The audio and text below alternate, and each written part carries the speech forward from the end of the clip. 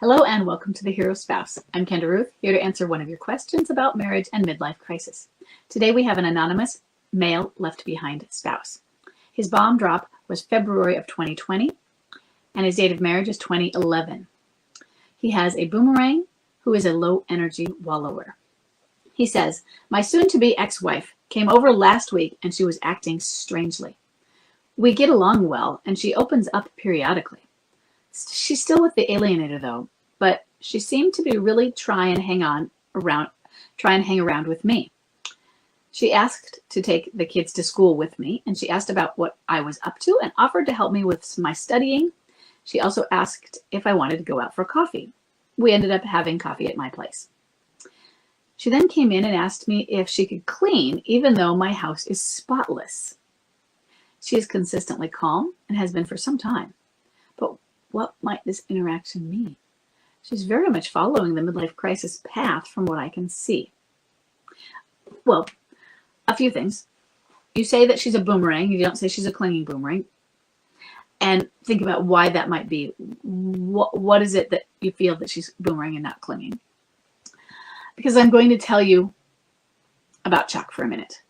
First thing, he was a prototype clinging boomerang. In fact, I wrote the description clinging boomerang based on him.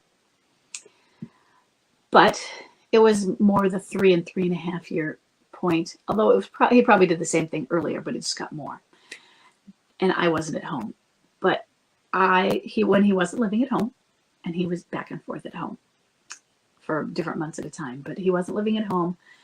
And I came home one day, and no kidding, the chore fairy had stained my deck. Sometimes the chore fairy came along and did the lawn. This was a project. He had to go out and get the tools for it, brushes, deck stains. He had to clear it. He had to prep it. I came home and the chore fairy had stained my deck. I couldn't walk on it. The chore fairy did all those other things too. The chore fairy, in fact, a few times told me that he should come over and change the litter box, which would be really nice. But at that point, the chore fairy wasn't allowed in the house. So he stained the deck. He was not allowed in the house. I had changed the locks at this point, if I am recalling the timelines correctly, when these things happened. Same thing with mowing the lawn. Separate garage access. It was a detached garage. He could come in. He could go get anything he needed from the garage. And the garage was very old, and I didn't have a way to actually lock him out. I would have if I could have, but it didn't have a door handle. It had a padlock on it. So, and he had the key for it. I think I had the clicker, but I couldn't actually use the door. I could only click in. She's doing some of the chore fairy things, and I don't know that it's the same or not. I just want you to see the example. I want you to ask her, what's going on? She's still with the alienator.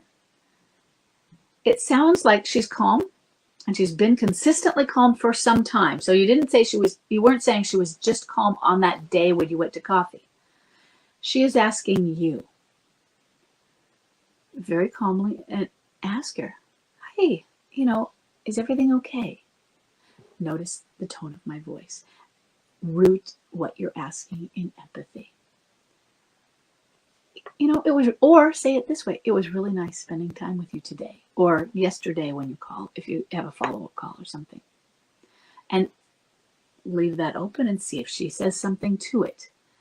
Do some contact things that are some levels of smart, but also a little bit of reaching, where you're not saying, hey, what's wrong with your life? Why are you hanging out with me? Why are you doing all this stuff? You left me. It's empathy rather than irritation, annoyance, sarcasm. Leave those to the side. Because I can't tell you what's going on in her head. She's probably following the MLC path, yes. Has she been thinking? It's okay sometimes to have a discussion about your relationship, or to start simply right now asking feeler questions and see what she does with them. It was nice yesterday. I enjoyed talking to you. Isn't even a question. It just opens it up, and yet it's a statement. It allows her to make a response. If you want to come up with some questions, root them in empathy as well. That soft voice. Are you doing okay? hey, because I'm wondering if there's been something going on with the alienator and she's had an argument and she's looking for the soft place to land over here. Not that that's a bad thing. It's not always a good thing because I'm going to go get my security blanket when I don't get my needs met here. But it's not always a bad thing. And even when it's the not good thing, when it's manipulative, it still gives you that, oh, they still need me, they want me. Now we have to set it up so that they're not going to use me in that way, but they still see me as somebody that they'll want rather than just need. So I want you to open this line of communication with her and see where it goes. And as she withdraws, if that happens, it's okay. And you can even say, if you ask it as a question, you can even couch it in, we had a nice talk the other day and I hadn't seen this side of you for a while. Is everything okay? Or I really enjoyed it. Just open it up and see what happens. And if something she withdraws, it's okay. Sometimes you can say, it's okay if I'm sorry if this is too much pressure. I just felt that we had a great conversation or we had a good time. Or I don't want you saying why. Because the question that we have in our head is, why is she asking to go take the kids to school with me? I mean, it's just us driving in the car. She is missing family, pieces of family and her place in that family that she created. But we don't know where she is with realizing what she's missing. How conscious is this? Sometimes it's very conscious, sometimes it's not, sometimes it's pieces. So just put some feelers out, okay?